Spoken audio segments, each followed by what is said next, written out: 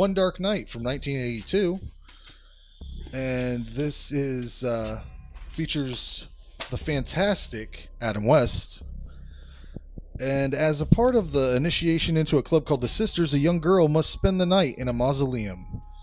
Directed by Tom McLoughlin, known for writing Friday the 13th, Part 6. Jason Lives. One of my favorites. 6. I had to watch this in a real weird way. I had to watch it on a strong one. On Vumu. Did you watch it on Vumu? What, this one? Yeah. I don't remember what I watched. It's like a weird Russian YouTube or something. I don't know. Yeah, I don't know. You have it on DVD. I picked this up on Blu-ray. I heard good things about this, and I was a borderline. I don't necessarily like to buy a movie if I haven't seen it yet, but I've heard enough good things. It was right after Adam West died, so I just went ahead and bought it. Yeah, that was I didn't know anything about it coming in. His name popped up on the credit, and I said, "Huh, well, that's a nice little surprise." I would have loved it if he was the crazy magic guy. That would have been a better use of Crazy him. magic man. Yeah, whatever you call that. This movie also stars Meg Tilly, the lesser Tilly. Jennifer Tilly's sister? Yeah, the lesser. Yeah. She's the lesser Tilly. Half the movie I was trying to figure out. I was like, man, what have I seen her in? Yeah. And then I remembered the name at the beginning. I was like, I think she's her sister. It also stars Elizabeth Daily. Do you remember her from Pee-wee's Big Adventure? She was Dottie. No. Yeah. Oh, yeah. She also does Tommy Pickles on Rugrats voice and one of the Powerpuff Girls. But if you look her up now, she doesn't look anything Who like... was she in this? She was one of the girls. Which one? They had no real discerning personalities. The brown-haired one? The short one? The one that looked like Meg Tilly? No, that was Meg Tilly. The one that got out. Oh, we moved on. The one that got out of the car. What's her and name? Didn't go with him. Her name's Dottie. Dottie. She looked like Dottie from Pee-wee. She's the one that looks like Dottie. Gotcha. Yeah, sure. But she doesn't look like that anymore. She got like a bunch of plastic surgery. It looks all crazy. Gotcha. What's the deal with that toothbrush that girl has and keeps putting in her mouth? She just likes the taste of it. She answered that. That's fucking weird, man. I'm not down with that. She answered it. For a low budget movie, I think this movie was done well. Yeah, I want to. Anybody who plans on watching this, I want to make a note that at 55 minutes, there's like the craziest camel toe that I think I've ever seen in jeans. That's forever. So it's worth. I mean, if nothing else, you've got that weird. It looks like the most uncomfortable thing that could happen to a woman. But how much does that boost this movie? Like, you don't have to give it a rating, but did that come into play? If you want to see Dottie from Pee-wee's Big Adventures, camel toe, it's in here for like 20 minutes. There's like a scene at 55 minutes. No, but the effects look pretty rough at the end. I think it looks more like it's dated. It doesn't hold up exactly 80s. well. It's 80s effects. It definitely feels like something you would run into at the end of a Halloween haunted trail. I felt like this was a horror movie made for kids, but not made for kids at all. Yeah. No gore. If you're looking for a gore fest, this is not it. All the stuff that you leave out of horror movies for kids was left out of this, but all the stuff you put in to keep kids entertained was not. I think that like one of the things it's PG, isn't it? It has to be. I think it's PG. Oh, you don't have that? Pretty sure I it's would have had PG. that, but I don't have my notebook. One of the things I think was an odd choice was like, okay, this guy's a magician of sorts or whatever. What is his power? To make bodies fall on you. He's a psychic. Okay. They talk about it in the movie. Yeah, I saw that part. He's a psychic. Yeah. Well, he's the guy. The guy actually. They actually have a scene where he explains it exactly. There is a difference though between a psychic and a guy that can also control things with his mind. After telekinetic. Death. Psychics can. He's a magic guy. In Same the movies, thing. psychics can be telekinetic. Same and thing. he even had a scene where he explained that he likes to move the dead bodies around. Did you watch this movie? They set it up. I thought it was an odd choice, as that his power is to make bodies appear and be be leaned upon you. That's not his power. That's just the thing he does. Well, it sounds like you're talking about a hobby he has. That's pretty much how on the weekends. That's pretty much how he explained it. He's like, it gets them scared, but they're when not their gonna adrenaline's die, peaked. He right? sucks the life out of them, and then just Oh, kind of likes to move them around, their dead bodies around with his mind. And he even says he doesn't bring them back to life. He just animates them. Because it seemed less like if you could overcome the fear of the dead, just more inconvenient.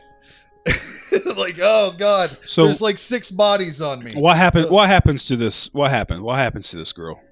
Well, she, her friends, or not friends, enemies, I guess, those girls come in to terrorize her through the night. And then, what do you suppose spurns this guy into fucking Magic Town? I mean, the disrespect of the graves, probably, or something. I think he just was. He was just. They said in the movie. That's what he does. They said in the movie he was experimenting to try to figure out what death Yeah. was like. So I think it's very possible that he had something to do with his own death because he knew he could resurrect himself. Mhm. They kind of lead towards that, but Yeah. yeah, I thought. Shot well, Yeah, great atmosphere, and I didn't look at the budget, but I know this is a low budget movie. I thought it was done. yeah. I thought it was done great. I thought it's a, in terms of putting it all together, it's a solid made, just kind of 80s, little generic. And it's what I expected too. I love. I think Part it would have 6. been. I think it would have been stronger if they would have got to any of the. There is no horror in the movie at all until the last 19 minutes and 55 seconds, something like that. I guess. watched because No, I guess, but there's the atmosphere. It's all there. Like it. Nothing's gonna happen that's gonna say, oh, that's a horror movie. But I felt like I'm watching a horror movie. yeah. I mean, we don't have to put everything in a box. It could just be a movie. You know, It could be a movie. This could be the last Roundup movie show. well, it could be. But yeah, I'm just saying that's my Yeah, no. issue with it. The beginning chunk of the movie was made fine, except there is no. I mean, it's just teenagers trying to fit in and a woman dealing with her dad's death, and I mean, the acting is fine in it. Adam West, It's okay. is good. Everything's solid. Nothing standing out, but nothing so bad that I'd be like, I actually enjoyed the last 20 minutes of it. I really liked everything that went on because it was fairly generic, cheesy 80s, but in that kind of perfect representation way. I agree. Not everything's perfectly explained, just kind of, there's not a lot of gore, but I thought the dead bodies were cool looking. And it's just a bunch of dead bodies popping out of graves, floating around, and people running from them, and a guy shooting lightning out of his eyes. I like all that. A lot. I've read a couple places and heard people say some compare this to Poltergeist. Even say it was kind of ripped off from that. But I think this was actually out first before Poltergeist.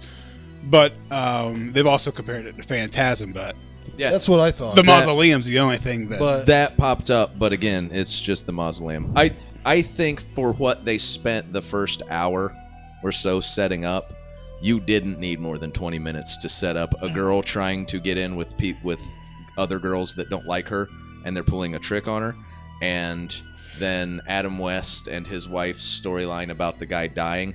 You could do all that in 20 minutes, or 20 minutes or a half hour, and then spend about an hour or 40 minutes making the mausoleum scene. Like, you could just spend the last 2/3 of the movie there, have that slowly build, things get worse and worse, and then peak at the end. I think that's what do a you better think, movie. Greg?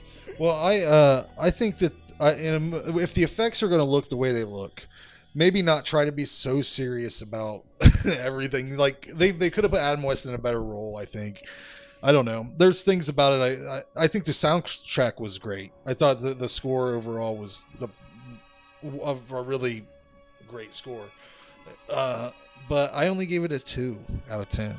That's Yeah. pretty low. I thought there was too much on the relationship between all the people that I mean, get to the thing that's going to happen. I don't care about this boyfriend whatsoever. I don't need to know why the fuck that girl doesn't like her. I don't give a shit. I want to get they don't like each other. You could even say there was a boyfriend. You don't have to include him in so many scenes and so many bullshit things that happen. But, you know, I agree with all that except the rating. Yeah. I'm not good at rating things, so I think we've established that. Hey, it is what it is. Yeah. I gave it a 7. Nothing to add to it, just a straight 7. No, I mean, I'm sorry I said everything. Yeah, I gave it a 6. For low budget, good, decent acting. Yeah, I gave it a 6. Done well, shot well. Not a movie I say anyone needs to go watch, but definitely not one you need to avoid. It's just kind of a standard horror movie. I think, like I said, I think it'd be a lot better if you'd have spent 45 minutes in the mausoleum. Good, safe movie to let your kids watch, I would say. Yeah. Yep. Yeah.